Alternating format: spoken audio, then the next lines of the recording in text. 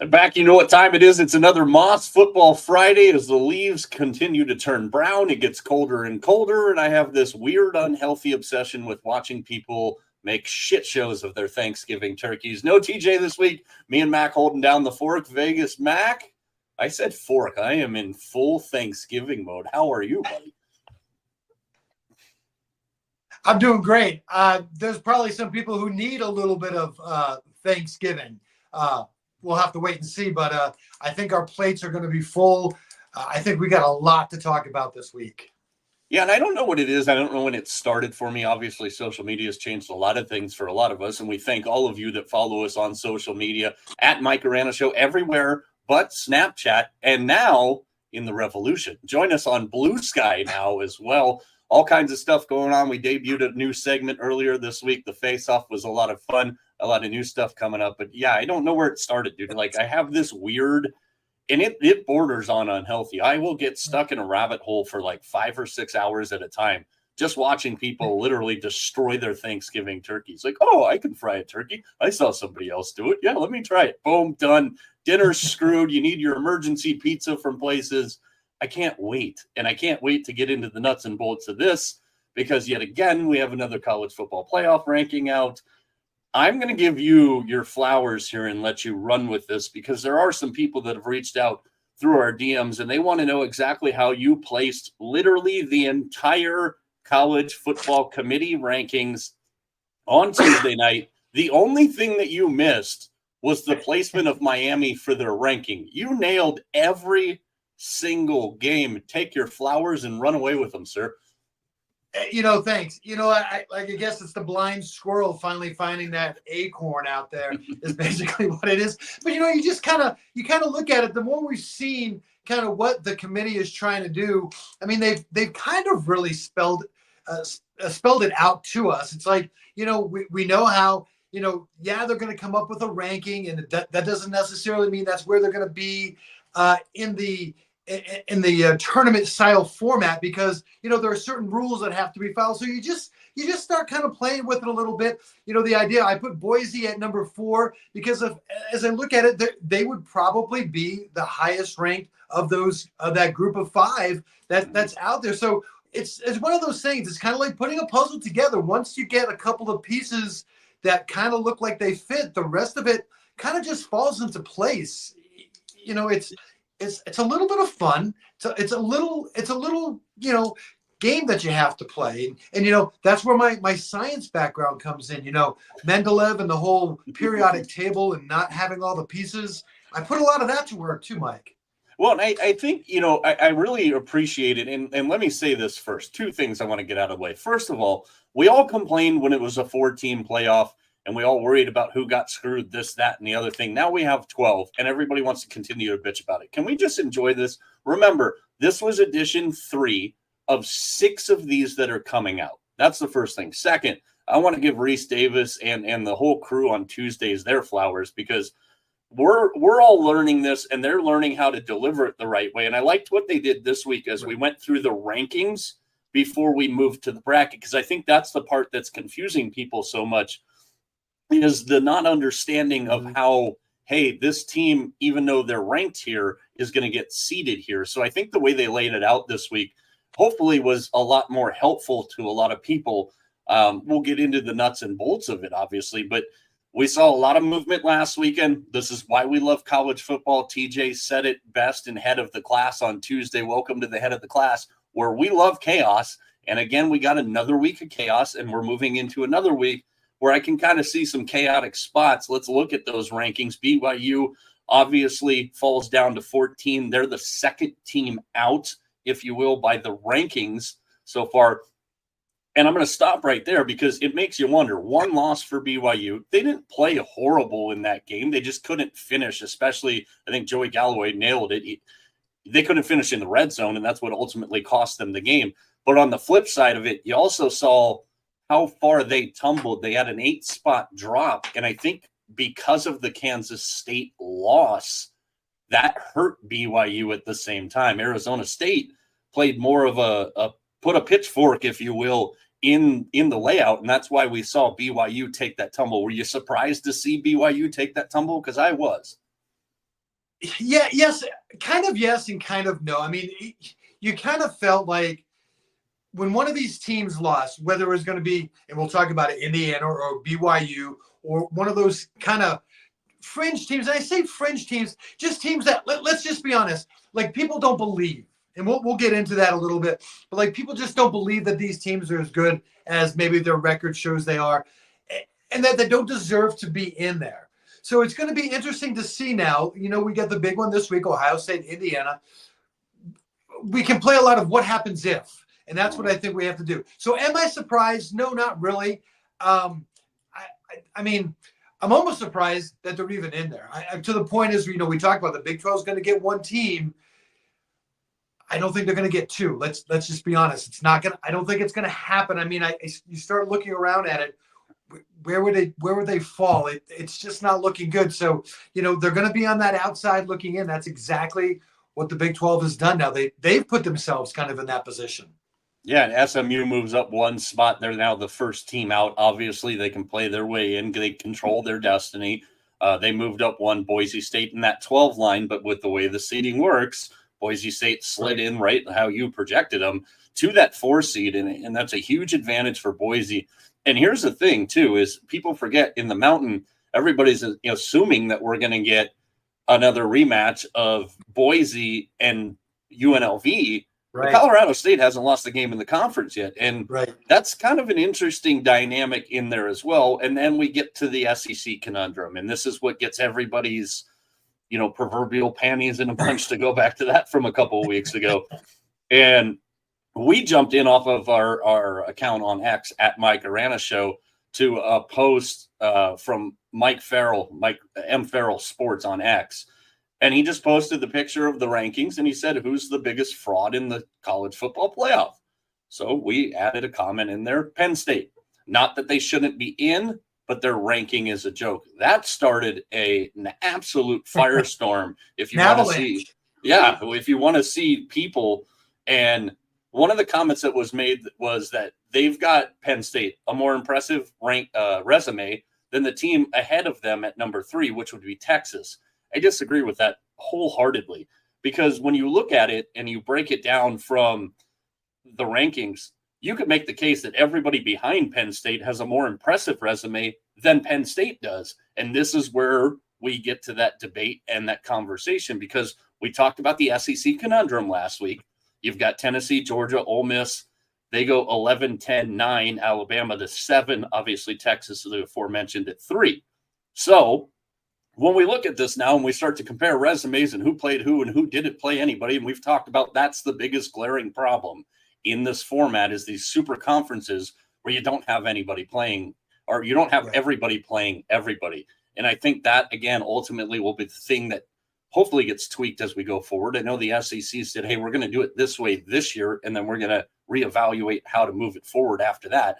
But we've got some interesting cases for a lot of these different teams, and obviously the Big Ten has the biggest stage this weekend with Indiana traveling to Columbus to take on the Buckeyes. We'll get into that game a little bit later. What stood out the most for you in the rankings outside of the 2 teams that we've already talked about, BYU and SMU?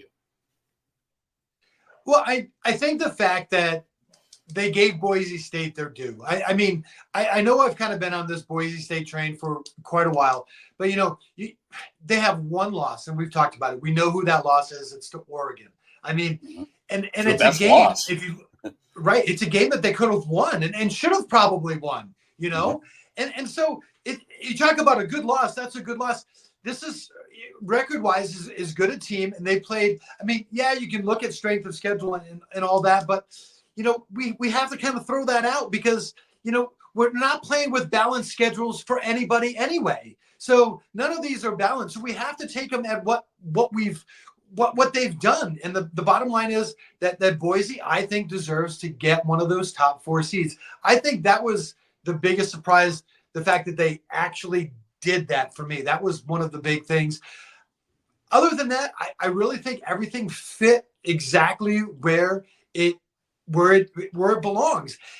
What we need to remember, and you've said it, and we continue to talk about it, is what's going to happen when we get to these championship games. What happens if an Arizona State or a Colorado ends up winning that championship, somebody who's kind of way on the outside, or even Texas A&M still has an outside shot. There's still a lot to be determined. This is a lot of fun, like we've talked about. We're talking about it, but there's still so much that we don't know that it's going to happen starting this coming week. Yeah, and you got Ole Miss, who moved up 2 spots to number 9, and Lane Kiffin actually made some headlines and some waves this week in talking with some other coaches. And he said, listen, the reward of getting a bye and not playing in your college or your conference championship game, as opposed to playing in it and risking getting kicked all the way out of everything, is a big risk. Now, that's going to be something interesting, because I was very interested to hear what Ward Manuel, the director of the committee, the Michigan athletic director, said. And he said, listen, like, making the conference championship game is going to hold some weight in this. But I can also see Kiffin's argument as, hey, right now, Ole Miss is sitting pretty. They got a tough game this week on the road in Gainesville against the Florida Gators, who are playing better. And I think Ole Miss kind of lucks out in this scenario a little bit, because the game's not under the lights in the Swamp. It's an early kickoff, noon Eastern on Saturday. I think that's an interesting one. But I can also, like, I really do kind of agree with what he's saying. You know, Alabama, they move up 3 spots to number 7. You know, so then we can make this argument. Georgia's played the toughest schedule, a lot of those games on the road, out of anybody in this mix right now. Whereas Indiana, everybody's knock on Indiana, and I don't agree with this one bit whatsoever. They've played the easiest schedule out of everybody here. Right. And if you see the odds makers and the lines, and again, we'll dive into this a little bit more, Indiana is a massive underdog at Ohio State. And I think that says a lot. And I think a lot of people are watching not only to see who wins that game on Saturday, but how that game lays itself out.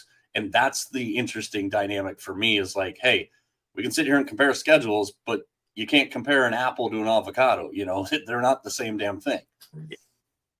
No, and this whole thing is like a pretest to what we're going to finally get maybe in a couple of years. You heard the rumors where some coaches were talking about, well, why even play tough games? Why not get as many cupcakes on your schedule as you possibly can if it's about wins and losses? I mean, that's part of it too. So again, for me, this whole year is a pretest. We've got new conferences. We've got to figure out how those are all going to play into it. That's going to get figured out. It's kind of like, to use another teacher analogy, it's kind of like we're teaching to the test. We know what the test is, and we're going to kind of, here are the answers. Here's where we want to get. So how do we get there? And that's what we're trying to figure out. And that's what teams are going to try to figure out, what these conferences are going to have to figure out, because I'm sure the Big 12 is looking at this is going, why are we only getting one team in here?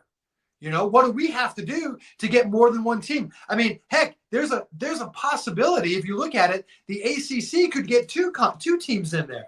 It's a possibility. It could happen.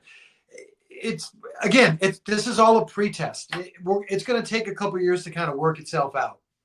Yeah, and and to support, I guess, my stance, because everybody keeps wondering why I hate Penn State. I don't hate Penn State. But when you look at this and you put them to number 4, here's my example that I'll give you. Penn State, at best, to me, is the 4th best team in their conference. I don't think if you were to take Penn State and move them to the SEC, I don't think Penn State's, at best, better than 5th in the SEC. You can cry SEC bias all you friggin' want to. But when you look at Penn State's schedule, who's their best win? Who's their best win? And a lot of people are pointing to Illinois now and saying, well, that's a good win for them. That's a top 25 team. They just now got back into the top 25. So if you're coming at me with the argument that Penn State's best win is Illinois, I don't even want to hear it from you. They're the 4th best team in their conference. I don't think they'd be better than 5th in the SEC. And I think they'd have at least 3 losses if they played in the SEC. You move them to the ACC, you could say 3rd in the ACC. I don't know that they're necessarily better than SMU. I don't know that they're necessarily better than Miami. But everybody's wine bag response to that is, well, how much help has Miami needed from the refs, and how many times have they squeaked by? If we just sit here and talk about teams that squeak by, it's about winning games. It's about progressing yourself forward. And I'm sorry, Penn State hasn't beaten anybody on their schedule that's impressed me. The only tough team that they have played all season long, they lost to again in Ohio State. Penn State is the most egregious 4 seed I have ever seen. And I hope, as we saw it this week, I hope that it stays the way it is, because Georgia will go up to Happy Valley. I don't give a damn what the weather's like, and they will run the Lions out of that building. I promise you that. So give me the 6-11 there. Give it to me. I know, and that's going to be one of the fun things about this, to see what we're going to end up. I know it right now. I'm going to put it out there. Ready? Hit the record button. Put it in Sharpie. Whatever you want to do. We're going to end up with one first-round matchup that's going to just be amazing. You know it's going to happen. It's just going to be an epic first game. You know, one of those 4 are going to be really, really good, and someone's going to go home early. Yeah, I mean, and let's talk about some of those matchups. We go 12-5 from the top side of the bracket right now. BYU and Ohio State, Alabama, Notre Dame, Georgia, Penn State that we just mentioned, Ole Miss, Indiana, which I think is a fascinating clash of styles there. I am begging to see Georgia and Penn State. Like, I want to see it, because it's going to put to rest what I've been saying all year. Penn State is not as good as their 4th ranking. They do not deserve to be ahead of Indiana. You can throw Indiana's schedule and say they haven't played anybody, and that's a fair argument. But Indiana has also dominated the nobodies that they've played, whereas Penn State, you know, their big win against Illinois, 21-7. They struggled. They went to overtime to beat a horrible USC team. And if you want to talk about calls in games like Miami squeaking out, Penn State was the recipient of a couple of what the hell calls at the end of that game as well. So to me, the most intriguing matchup for me is the Bama Notre Dame potential 9-8 matchup, with the winner playing obviously on a neutral field, but the winner then would get Oregon. I've heard some people this week, Mac, and it blows my mind, and everybody's going to call me a Dan Lanning apologist. That's fine. This is not an Oregon shirt, by the way, so everybody knows it's a Nike running shirt, the birthplace of, you know, we can go down that road. I've heard some people say that Oregon would be underdogs against a lot of these teams on a neutral field, and that I don't see one bit whatsoever. Oregon is clearly, without a shadow of a doubt, the number 1 team in the country. Their defense is as good as it gets. They've been playing the last couple of weeks without Tez Johnson. Jordan Birch hasn't been able to stay on the field long enough for them. When all of those guys are back healthy and they get the bye week appropriately before they play Washington next week at the perfect time. I mean, to me, anybody that's looking at this going, oh, Oregon's not the number 1 team in the country, what are you watching? Right. No, I 100% agree. I mean, and, you know, and they've done it the right way. They've, and we've said it, they've done it with that swagger. They look like they belong out there. They look like the number 1 team in the country. And that's what it's all about. But I mean, pick your team. I don't care. Go through, pick your team, bring them at Oregon. I don't care where you play that game. Play it wherever you want. Play it on blue turf, yellow turf, green turf. Play it upstairs, downstairs. It doesn't really matter. Oregon is going to be the favorite. I'll give it this. I'll say the closest one you want to give Ohio State. You say maybe it would be a coin toss, maybe, but that's it. Texas, I still think they would be a favorite against Texas. Not one team on there would I say Oregon would be an underdog to, and honestly, it's not even close. I think there's a lot of people that just hate the bravado and the swagger. I mean, TJ's mentioned it a couple of times. I mean, they're floating the duck down the river at Big Ten Media Days. The Ducks trying to break into all the stadiums. Like, Oregon doesn't give a damn who you are, where they play. I mean, you saw them last week at Camp Randall. And you know what? Go ahead. They have absolutely backed up every smack that they've put out this year. They backed it up.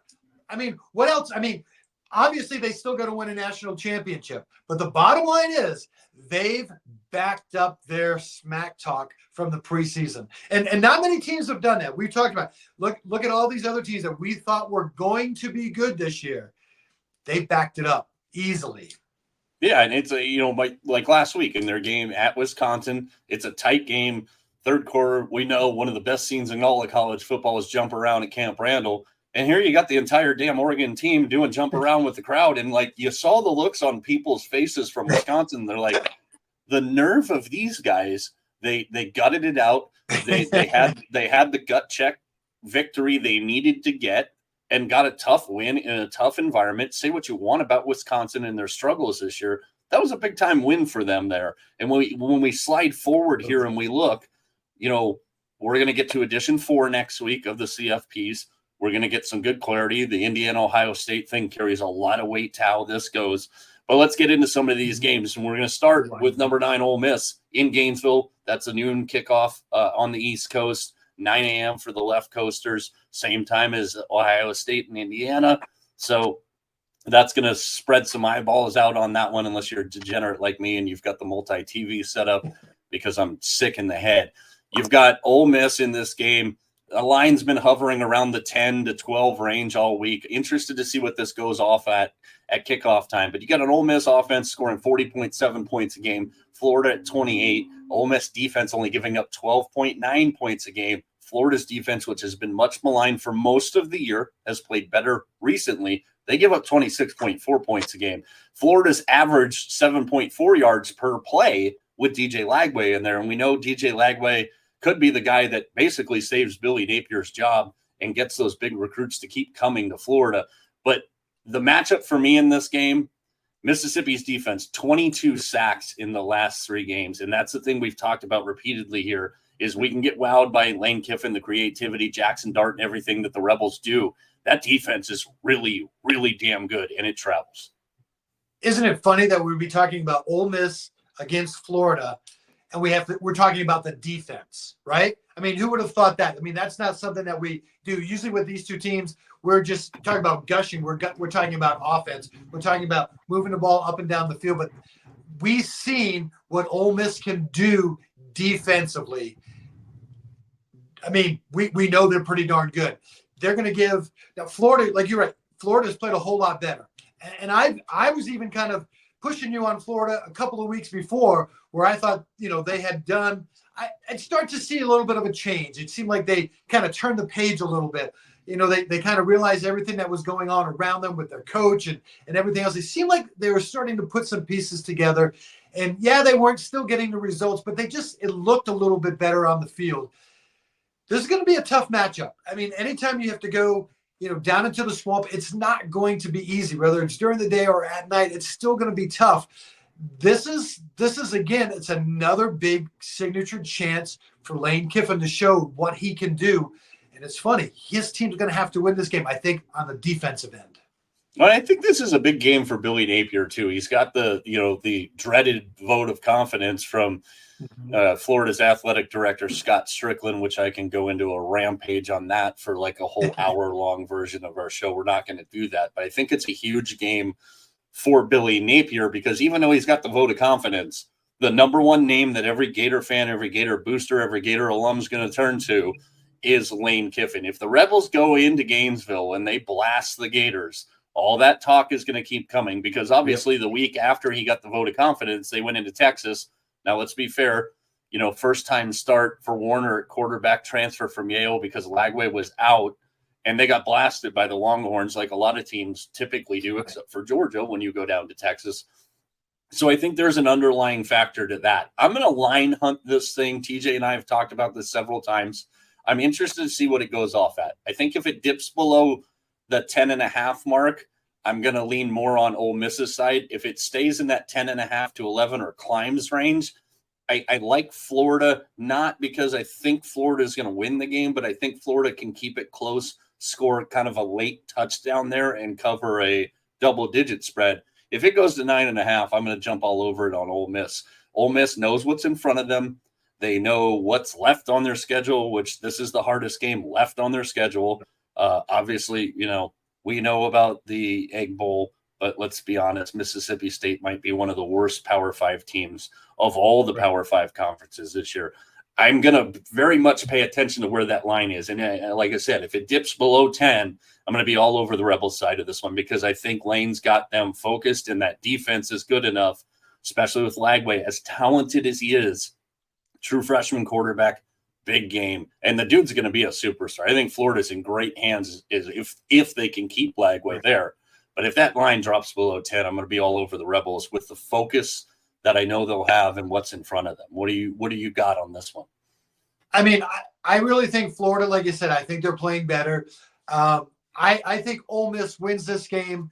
I think it's going to be really close, though. I'm looking at about a 6-point game. That's what I'm thinking that this is going to be. I even though Ole Miss knows what is in front of them, it's still the fact that this is a big game. And Florida, they would like nothing better. What happens to Ole Miss if they lose this game? Do they still get in? Man, that would basically make the Florida Gators season. It probably would if they could find a way to knock off Ole Miss. I don't think they'll do it. I think Ole Miss wins. I think Florida keeps it close. Like I said, I think Ole Miss wins this one by about 6. Yeah, and the Gators playing for bowl eligibility. They only have to win one of their last 2. Obviously, we know their last one is against Florida State, and why that game was put into a primetime slot on that Saturday, I have no idea. But they're still playing football, Florida State? Something like that. I don't know if you'd call it football.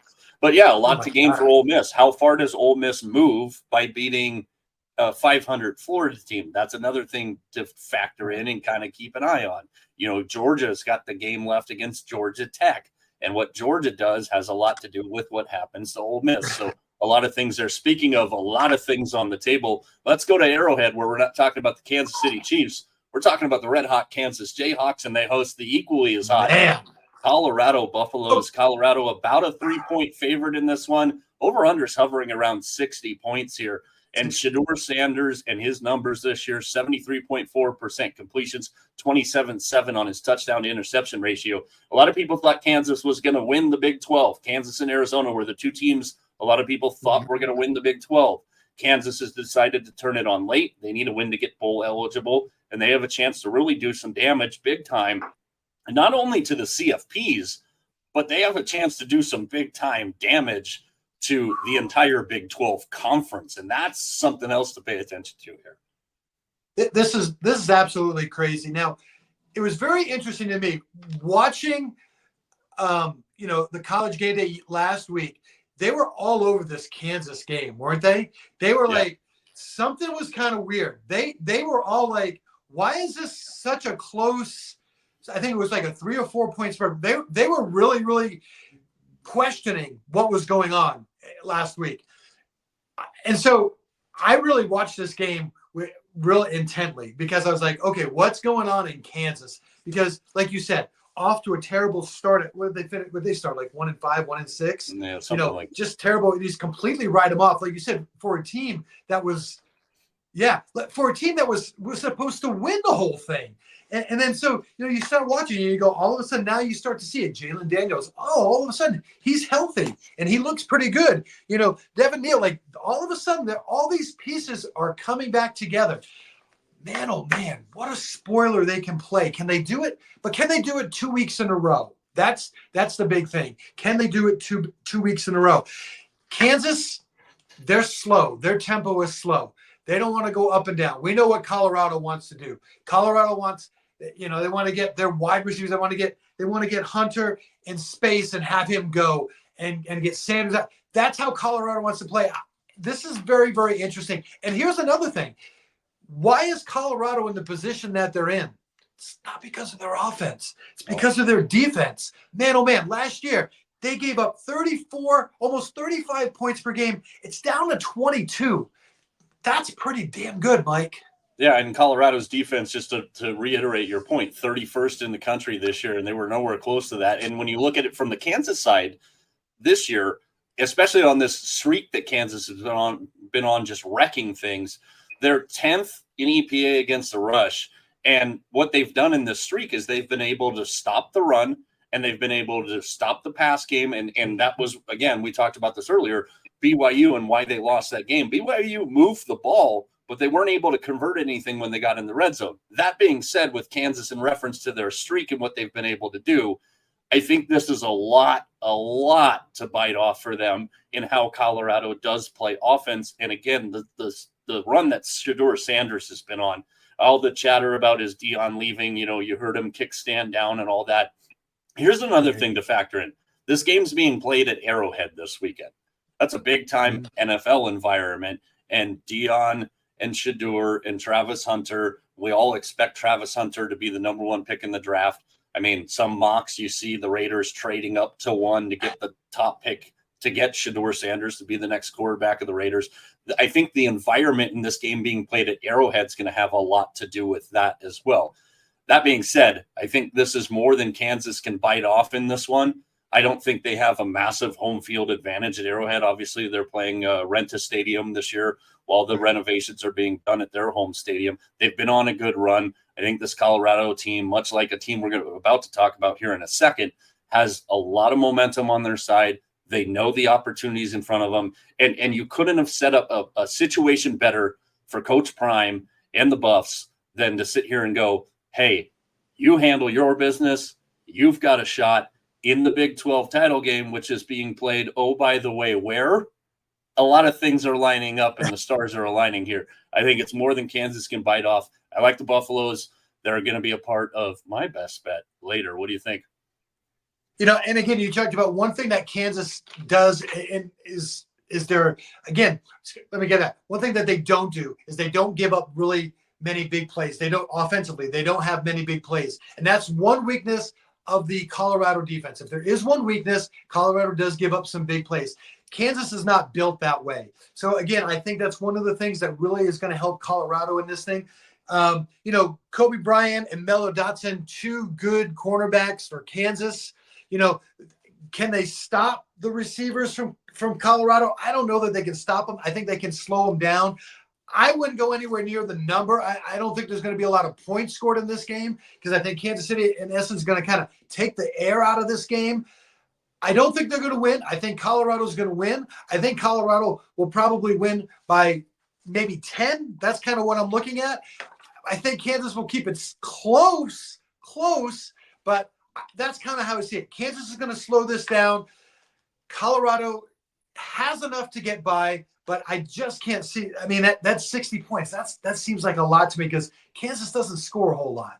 Yeah, no, I don't like the total at all in this game. I do like the Buffs, and we'll get to that in my best bet a little bit later. Mac, obviously, taking the Buffs to cover in this one. Let's go to Mountain America Stadium, shall we? 2 of my favorite coaches in all of college football, especially this year. Kalani Sitake coming off of a loss to the aforementioned Kansas, and Kenny Dillingham, who went into Little Manhattan, and his Sun Devils go ahead and ironically beat the Wildcats in Manhattan. A great game there. And the play of Sam Levitt has been fantastic. Jordan Tyson, I mean, you heard Chris Kleiman after the game last week. He said Jordan Tyson's the best receiver he's ever seen. Tyson was fantastic for the Devils. They jumped him early. And this sounds crazy with him passing 100 total yards again from scrimmage in the game. But Cam Scatterboot kind of had a subpar Cam Scatterboot game. They were able to kind of keep him in check. And the advantage that they had from Tyson, and that's this Devils defense,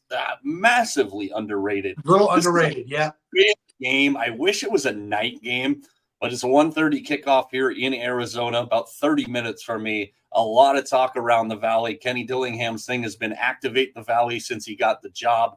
The Devils blew past bowl eligibility, and they control their own fate here. I think where you start to break this game down, Mac, is when you look at it, I think the Devils have the advantage at the line of scrimmage on both sides of the football. The Devils like to maul your face off. BYU is tough as hell. I've talked about Glasgow and Taggart, their 2 linebackers, who I absolutely love. But I think the Devils decisively have an advantage in the trenches on both sides of the football. BYU finally got caught. Let's just be honest. They finally did. I mean, so many times this year, they were just so close to losing, and they were able to find a way to get it done. So here's the first question. How do they handle that? 2 ways to look at this. Number 1, the pressure's off now. They don't have the perfect season anymore. They don't have to worry about that. They know now that, in another way, they still need to win in order to get to this maybe playoff or definitely get into the Big 12 championship. But a little bit of that pressure is off on them. That could be a good thing. Or is it the other way? Is now this a season on the brink? All of a sudden now, oh my gosh, we've lost this game. What do we do if we lose another one? we're out of the whole thing. We're done. Our season's over. So it's going to be interesting to see how they handle that. Is it it's all over? Oh my gosh, what have we done? Or is it, man, we lost. Now we can kind of refocus. So that's one thing. Obviously, we're not in the locker room, so we don't know. But that's going to be one thing that I look at. I said last week with ASU, not having Cam in that game that they went and they won was big for them because they had to find a way to win without him. And, he played last week, didn't really do too much, 29 touches, just barely 3 yards per game, per run, and he didn't score a touchdown. Can they win without Cam? Yeah. Is it going to be easier with him? Absolutely. We still don't know his status. He'll probably play, but is he 100%? We don't know, but that may not even matter. This ASU team has really, really grown. And like you said, this is a hard one for me. This really is. This for me is kind of just a classic toss-up. It really is. My heart says something. My head says something else. This one's really tough for me, Mike. Yeah, and I've talked about both of these teams quite a bit this year. Jordan Tyson was part of Mike's Man Crush on Wednesday. We've talked about Scat a lot. We've talked about the job that Kenny Dillingham's done. Mountain America Stadium is sold out, and there's a lot of BYU fans in the Valley, and this is a short road trip for BYU here. So I'm interested to see the crowd dynamic here. ASU football hasn't been this talked about in this area for a long time, and that's a testament to Kenny Dillingham and his entire staff and the players for buying in. And Kenny will be the first one to tell you, hey, it's about people that want to be here. It's about people that have the passion to do what we're doing. Here's another thing in this game, and it's a guy you've talked about a lot. Well, I'm all choked up about this. Sam Levitt and Jake Retzloff, the two quarterbacks in this game. And here's the thing. Sam Levitt makes a lot of really, really smart decisions. He doesn't force the ball. Where Jake Retzloff on the flip side makes a lot of amazing plays, but he can leave you scratching your head sometimes on what can he do. This ASU team has the ability to go deep, which is a weakness on the BYU defense. And I think the Devils will try, and what I'm hoping to see in this game, and again, I am as well. The spread about 3 points, over under 48.5. I think this game very easily could go over, but I want to see if ASU, and I wouldn't be shocked one bit with Dillingham's mentality, if ASU right away, right out of the gate, tries to take the top off the defense and make a big play, especially to Jordan Tyson, or if they're using Jordan Tyson on a fly, on a go route, however you want to term it in today's football terminology, and then you throw a little dump off to Scat underneath on a screen. Like, I think ASU's ability to take the top off the defense is probably going to be where this game is settled here. And here's the thing about ASU. A big, big weakness, their kicking game. Their kicking game is terrible. And Dillingham has even mentioned, he's even said, I need people to come and try out. Their kicking game is absolutely terrible. ASU, I think, needs to get out like they have. The last couple of games, you see, they've really tried to push things early. You're 100% right, Mike. Try to push things early. They don't want this to come down to a kick at the end of the game. That's not how they are. So it's going to be interesting to see when they do get into scoring positions, what they actually pick. Do they actually try field goals, or do they just continue offensively to try to get things done? But, in a big game, unfortunately or fortunately, kicking does become a big part of this, and the ASU kicking game is absolutely horrible. So that could play a factor in this game. Yeah, and when you flip it over to the other side for BYU, Will Farron has been fantastic for them, their place kicker this year, and it's going to be very interesting to see. It is one of three top 25 teams, top 25 matchups this weekend. Obviously, the big one, Ohio State, Indiana, which we'll talk about here in a second. The other one is Notre Dame and Navy from the Bronx at Yankee Stadium. But listen, I got to tell you, Mike, I got to root for ASU in this game. I know I'm being a homer, but I'm going to tell you, I told you last week, we got tickets to go see them play the Kitty Cats. And man, oh man, can you imagine going down to Tucson, that with that game, if they win, they could get to, a Big 12 championship. Can you imagine what the atmosphere will be like down? Man, my EGs is going to taste even better. God.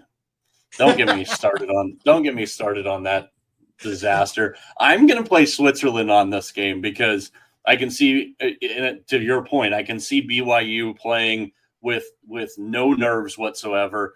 You could say ASU could be playing with nerves because they have so much to gain out of this. Kenny Dillingham's team isn't afraid of anybody, anytime, anywhere. I like the total to go over in this game. I'm waiting to see if this gets above or below the magic number of 3. And I do think the kicking game could have a serious play in this. So my play for this game, I'm going to go over 48.5. Let's go to the big one, the big time in Columbus. Ohio State, Indiana, number 2 versus number 5. Ohio State and Indiana. Indiana, who hasn't played anybody, this is too much of a test for them. I love Kirk Cignetti talking about coaches that we love in college football. Another guy that doesn't give a flying F what you think of him, his team. He gets the big contract extension last week. Right. Chilling in that recliner. This is an interesting one. The spread on this one is egregiously ridiculous to me. And it shows the level of respect that anybody has for what Indiana's accomplished here. Ohio State has been famous this year in all of their games, Mac, for slow starts. And a lot of their games have been big noon kickoff games, one of the dumbest ideas in the history of the Big Ten Conference. And they've only scored more than 7 points one time in the first quarter this year. And if you start slow against this Indiana team, they might not have the name firepower yet nationally, which I think is also ridiculous because Curtis Rourke has been really damn good this year. They might not have the name firepower. This is a very similar team in the style of play and the bravado and the moxie to Oregon, who's already beaten Ohio State. Granted, that was in Eugene, to be fair. The horseshoe is one of the tougher places to play in all of college football. But Ohio State cannot afford to have a slow start in this game, or they're going to be behind the 8 ball early. Yeah, I mean, you're right. We've seen it. Oregon, Nebraska, Penn State, each one of those games, it took them a while to get going. And like you said, Indiana is coming in. I don't think they have the fear. But I couldn't believe, I think it's 28 straight times that Ohio State's beaten Indiana. But these are two different teams. This is not the same Indiana team. This is not the same Ohio State team. I've said that. But what worries me is this. Here's my biggest worry for Indiana. When they played Michigan last week, Michigan up front kind of slowed them down a little bit. And Ohio State is a little bit better than Michigan defensively. That's my major concern, is can Indiana do this against what's going to be, without a doubt, the best defense they've seen all year long? I think 10.5 is a lot. I understand where it's coming from. I can see it, but it just seems like a lot to me. But then again, I mean, Ohio State has something to prove in this game as well. And as much as I like what Indiana has done, Ohio State is a pretty darn good team. Yeah, I'm gonna continue to use the same gauge here, and I jumped on this. It's part of my best bet for the weekend. I got a little 3-way play on this.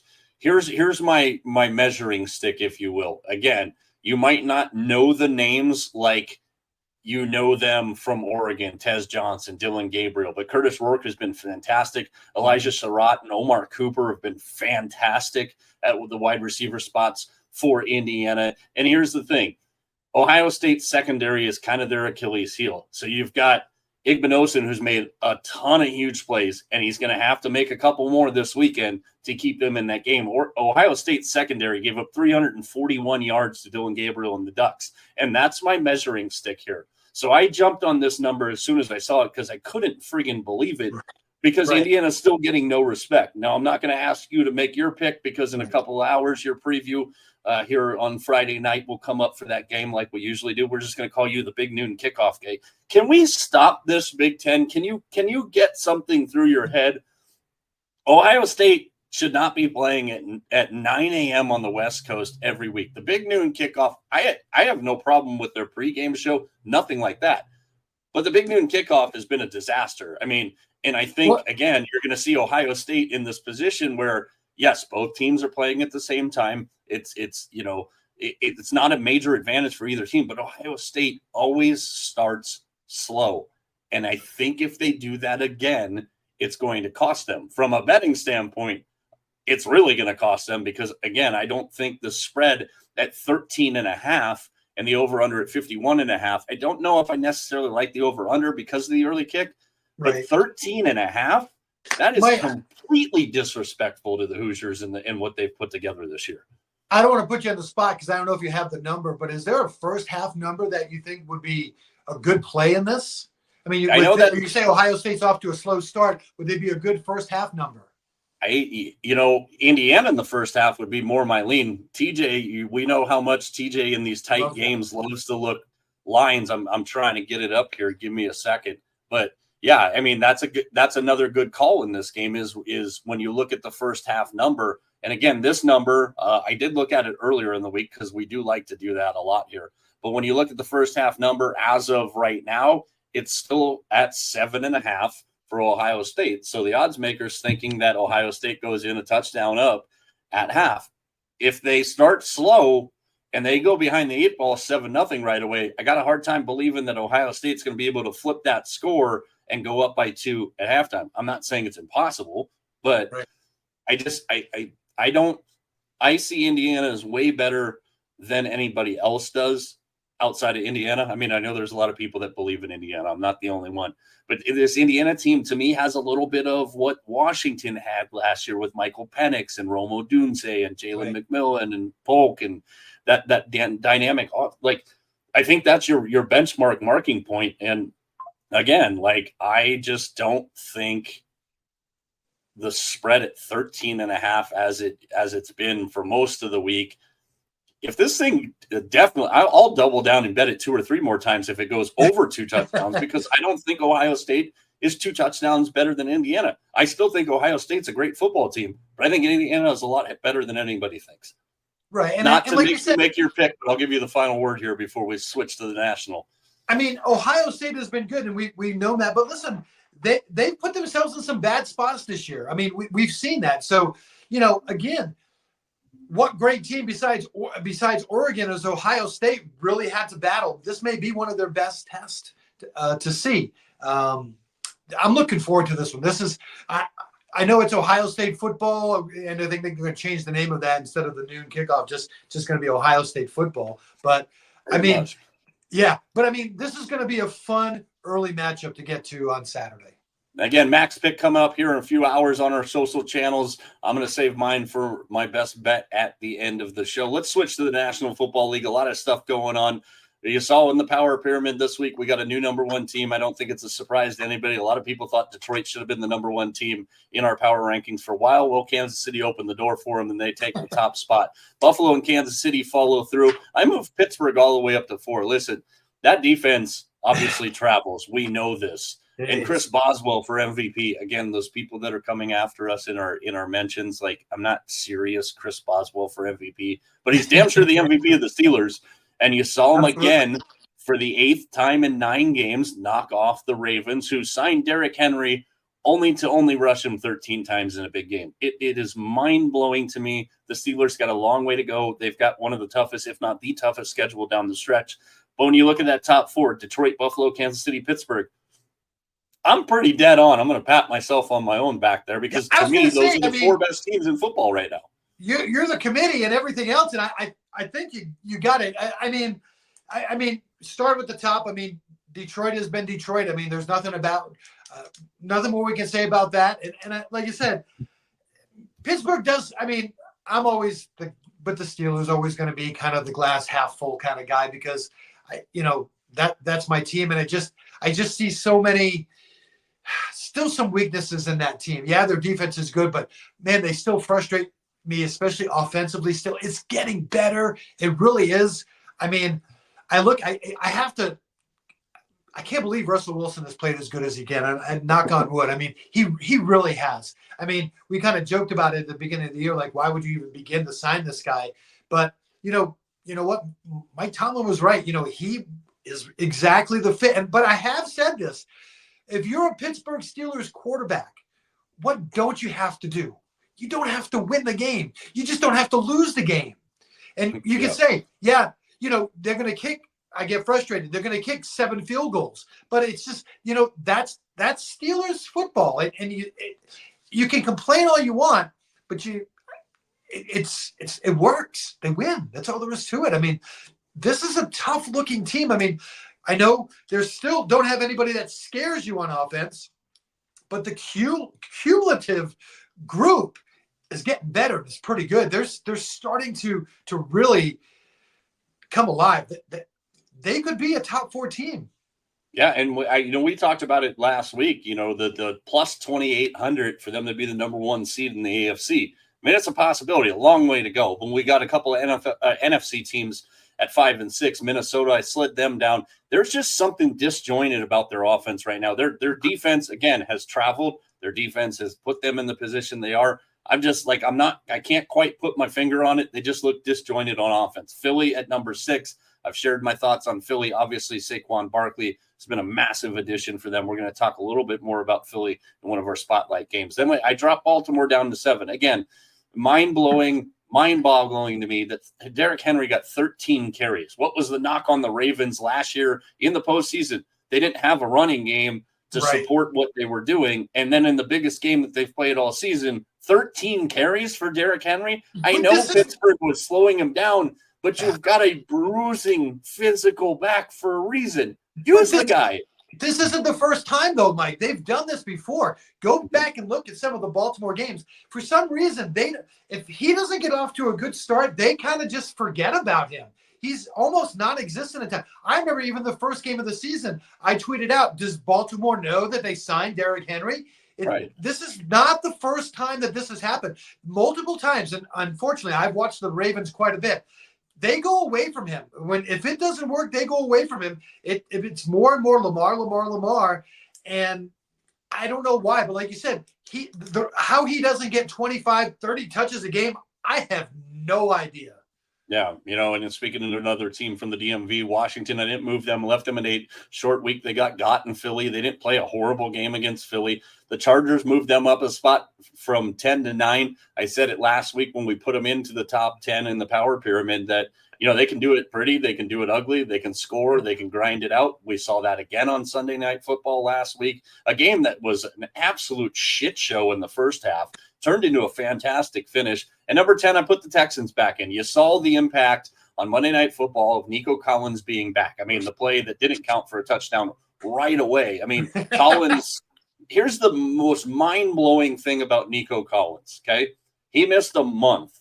He's still in the top 17 in receiving in the NFL, and going into this week is the only receiver in the league who's averaging more than 100 yards a game. And you say, well, he missed a month. Of course. No, that's how damn good he is and how much better he makes them. They also played without Will Anderson Jr. again on Monday night. Their defense, and D'Amico Ryans, everybody was like, hey, you excited? You ended that streak of no touchdowns in the second half. He goes, I'm more excited. And if anybody didn't expect this answer from D'Amico Ryans, you don't know anything about D'Amico Ryans. He was more impressed in the second half shutout than breaking the second half touchdown streak. I mean, Houston, that's a damn good football team, and Nico Collins takes them up to a whole nother level. Again, we joked about it. They're gonna get to their wild card spot the first game on Saturday. It's the Houston Texans playoff spot. Exactly. And I think we have to remember too with the Texans, it's still a very young team. I mean, it really is. And last year, everything, they just, boom, it was all of a sudden, here we are in the playoffs. Now what do we do?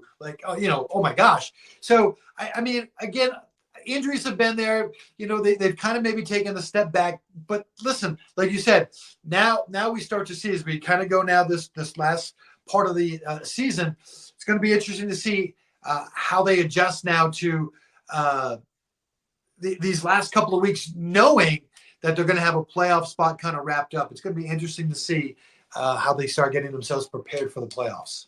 Let's dive into the spotlight games for this weekend that we have, and we've got a very West Coast twist to this because the NFC West, which has been the wild, crazy, unpredictable West, goes on full-fledged display this week. We're going to start with the big game, and that's the San Francisco 49ers that are in a world of what the hell is going on against the Green Bay Packers, who had to, kind of luck one out, if you will. Second week in a row, we've seen a blocked field goal come into play at the end of a game. They didn't look good against Chicago, and a Chicago team that just doesn't look good, period. You've got injuries on both sides of the ball. We found out on Wednesday that George Kittle says he's a go. You've got Brock Purdy is questionable. Trent Williams is questionable. Both of them are expected to play. Nick Bosa's not showing up for the entirety of the week on the injury reports, but compensating for one hip injury last week and tweaked another hip and an oblique. And after Bosa went out of the game, Seattle banged the door down and scored 2 touchdowns. For the Packers, Jair Alexander has been dealing with injuries all year. This is an interesting game, and everybody knows when the Niners and Packers play, it's a very, very interesting game, regardless of the place, regardless of the time, and regardless of the scenario. And for the 49ers, they're up against it. A win improves their, quote, playoff chances to 41% in this game, but they are chasing a lot of teams now. They are chasing Minnesota. They are chasing Green Bay. They are chasing their entire division. What from your perspective on the 49ers, what the hell is going on? So I put this question, and this is for both teams. This is for San Francisco and for the Packers. How good are these teams? I'm being honest. I mean, we're now more than halfway through the season. I mean, we keep saying injuries and this, that, and everything. But how good are these teams? I mean, I'm not sure. I'm not really sure how good they are. 49ers, I didn't even realize this. First time all year, they're the underdog going into this game. It's kind of interesting. You know, but I remember you saying at the beginning of the year that they were kind of the favorite throughout for most of these, but kind of interesting. But the 49ers have put themselves in a spot, and Mike, you know this, it may be that they have to win a division or they may not get into the playoffs. It's kind of at that point where, you know, yeah, division or nothing, which is kind of scary. I don't know. Green Bay, they've played 3 losses, all against playoff teams. Other than that, they've beaten the teams they're supposed to have beaten. That's all I can tell you. I don't know how good this team is. Again, as we said, they're also a really, really young team. Very interesting matchup. We're not quite in an elimination game, but this is about as close to elimination game in the playoffs for San Francisco that they've been in a long, long time. Yeah, and we've talked about it several times, you know, the 49ers record post-bye in the Kyle Shanahan era, right. And everybody's like, oh, well, they're about to get Greenlaw back. They're about to get Hufanga back. Listen, we're talking about week 12 in the NFL. Every team is dealing with injuries. So, yes, the 49ers defense, I mean, let's not downplay it. Dre Greenlaw, especially paired with Fred Warner, I don't know if there's a better middle linebacker tandem in the entire league than those two. So Fred Warner's effectiveness, Nick Bosa's effectiveness, that goes through the roof. Hufanga's still a young player. He was back a little bit, then he got hurt again.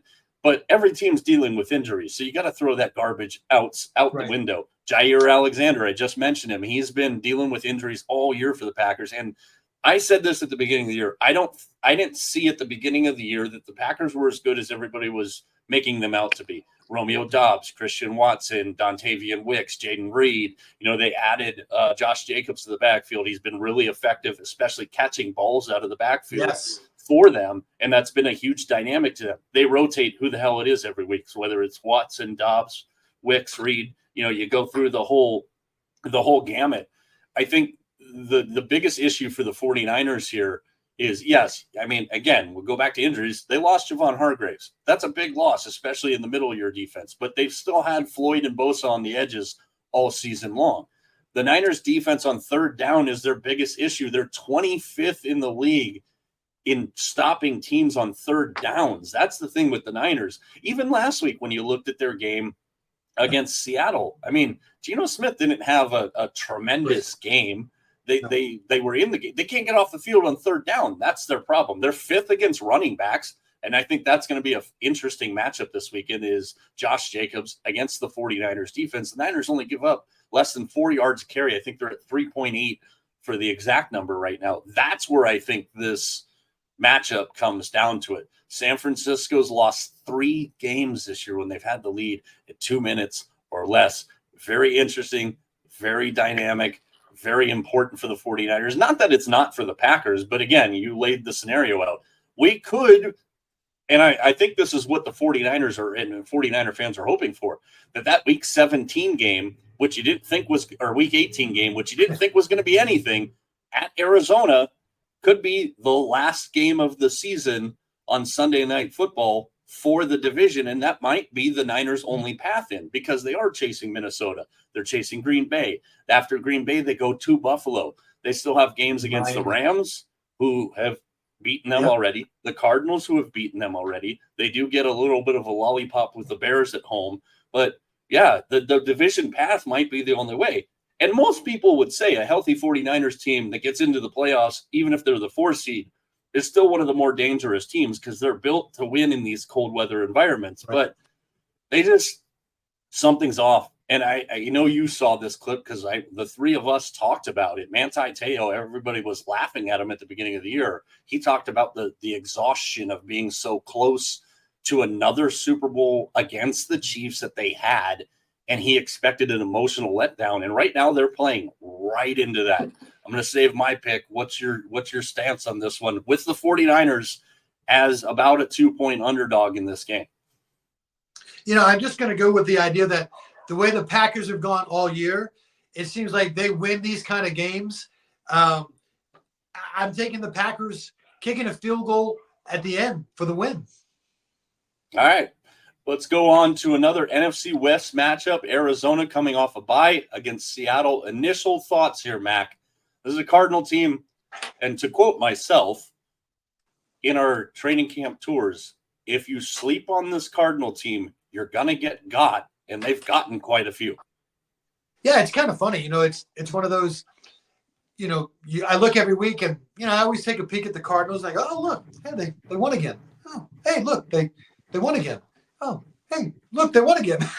It's kind of like, they've got to be the quietest 6-4 team that's going out there. But they struggle against Seattle. I mean, since I can remember that they've struggled, I think Kyler Murray, I think is like 2-5 or 2-6 in his career against Seattle. For some reason, Arizona, when they go to Seattle, they just can't seem to get it together. So that's going to be one of the things that I'm going to be looking for is if this team is really, truly going to be a playoff team, they got to take care of, I don't want to call it a demon, but it's kind of one of those things. It's kind of one of those places that they just historically haven't played well, and that's in Seattle. So can they go up to Seattle? I think, honestly, they're a better team than Seattle, but can they get it done? That's what it's going to be. That's what I really want to see. For me, Arizona's got everything in front of them. I mean, this is what they've been kind of building for at the beginning of the season, actually even a little bit last year. But, again, for me, I still think Seattle does just enough to beat Arizona because I just every time I watch Arizona play at Seattle, they do weird and silly things. It just seems like they make weird mistakes and weird things have happened in that game. It's just one of those weird dynamics of the history of these two teams. I just think Seattle ends up winning this game. Kind of just some weird stuff. That's just how I feel. Yeah, it definitely has been that way. And if you look at where the Cardinals sit right now in the first place position in the NFC West at 6-4. Next week, they've got the Vikings after this one, and then they get the Seahawks again here in Arizona. But then you look at their schedule after that. They've got the Patriots, they've got the Panthers, they finish with the Rams, and then a game we just mentioned with the 49ers. And I think one of the interesting dynamics here, and the buzz in football in the Valley around here is palpable right now. Maybe the bye came in at the worst possible time it could have for the Cardinals. I mean, they've 28 points in 3 straight games. They've won 4 in a row. And the interesting thing about the Cardinals is it's a tri-level attack, if you will. And a lot of people have not, they've been down on Marvin Harrison's rookie season. I mean, again, he's a rookie. He's still dynamic. He's still a threat. And the way that Drew Petzing and this Cardinals staff utilizes Kyler Murray with this offense, it's a tri-level attack. It's Marvin Harrison Jr., Trey McBride, a guy I talked about in the preseason, emerging superstar, and James Conner, the battle axe, as I often call him. And I think the thing that people forget with James Conner is they throw the ball to James Conner quite a bit out of the backfield. And Seattle's struggled against running backs. Christian McCaffrey's best game in his 2 games back last week. But Seattle's defense only gave up one play of 20 yards or more. And I think that's where Seattle really won that game last week, is their defense finally looked really good last week. They've been a Jekyll and Hyde team all year long. New offensive coordinator, Ryan Grubb, that came from University of Washington, and Michael Penix and that fantastic team last year. When I watched the Seahawks games, my fiance is a big-time Seahawk fan. Last Sunday was not pretty in the house for me. But it's you've got a dynamic bulldozer running back in Kenny Walker, and you can still see Ryan Grubb trying to utilize the running game effectively. Jackson Smith-Njigba is being everything we thought he was going to be. He's really had a couple of great games in a row. DK Metcalf, always a threat. And then you got old reliable and Tyler Lockett. Seattle's got to get that running game more intermixed into things. And I think that's going to be one of the interesting dynamics. Can Seattle's defense stack two really good performances in a row? And can Seattle's defense stop James Conner? And I think that's where this game sets. It's going to be about a pickup, for a straight up pick here.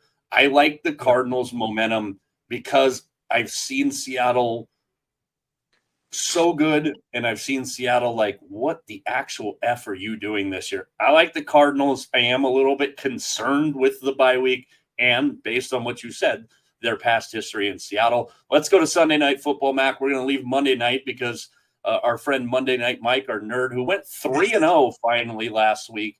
Props to that guy, even though he's a dork. Sunday Night Football, Philadelphia and the Rams from SoFi, which will sound like the link with just a roof on it this weekend. Philadelphia, 6 straight wins, 26 points in the last 5 games.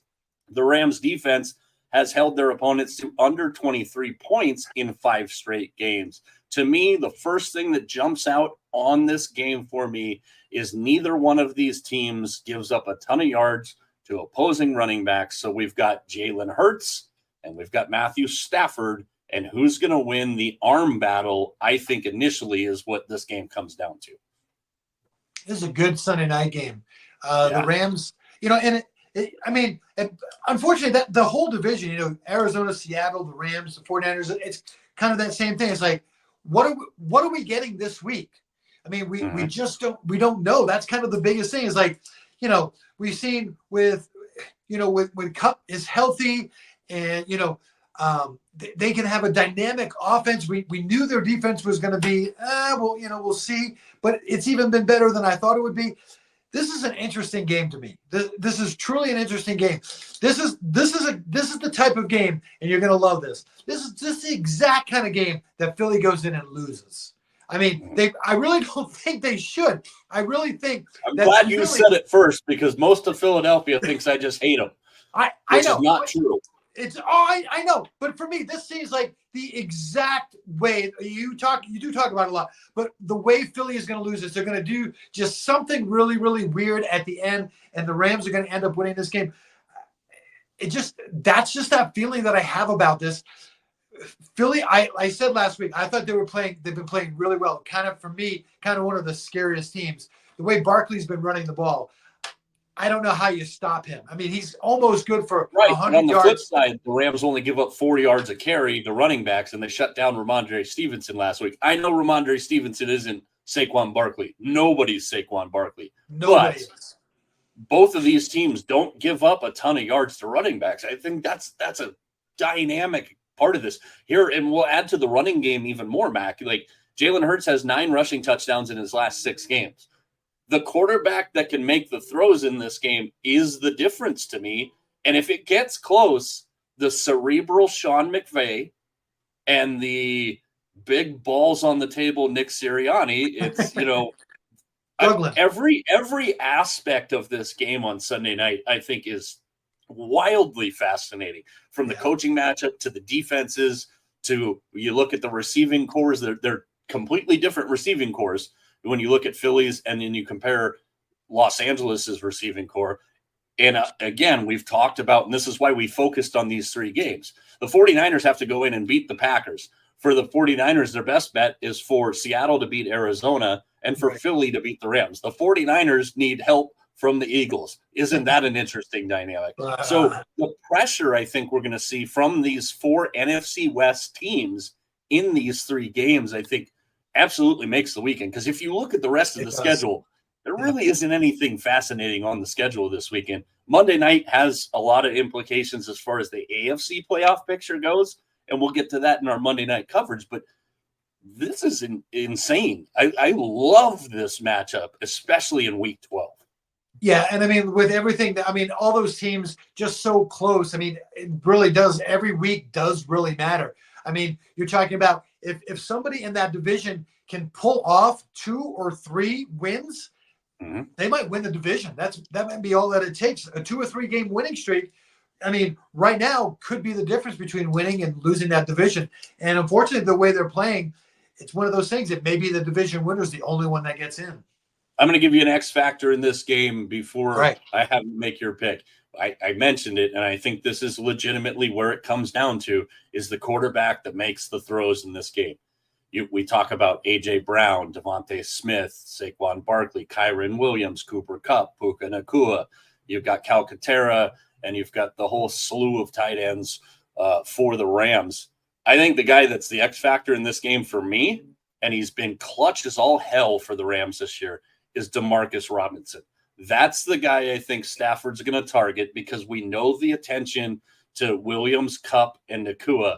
I think Demarcus Robinson, early indicator of maybe a little Sunday spread tease here, Demarcus Robinson is a guy that I might play for a touchdown in the Sunday spread during the day. And I never put Sunday spread guys into the Sunday night games, but I just think Demarcus Robinson is a huge X factor here. You mentioned it. You kind of played right into my hand here.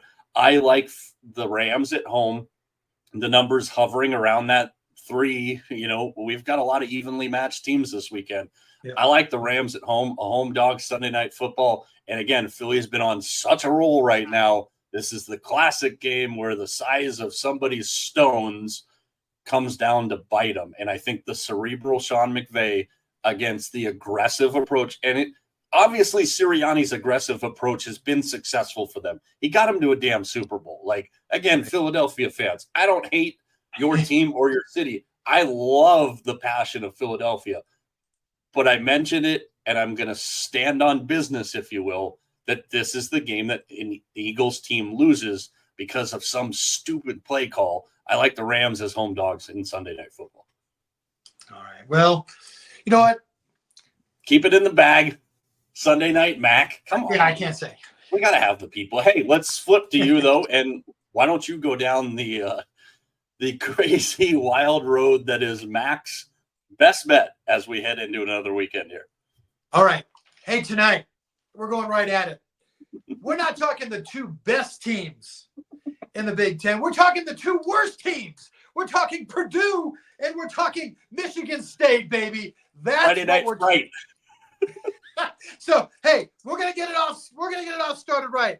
I'm taking the Spartans on the money line, and because neither of these teams can really play good football, I'm taking the under, way under, the under, the under.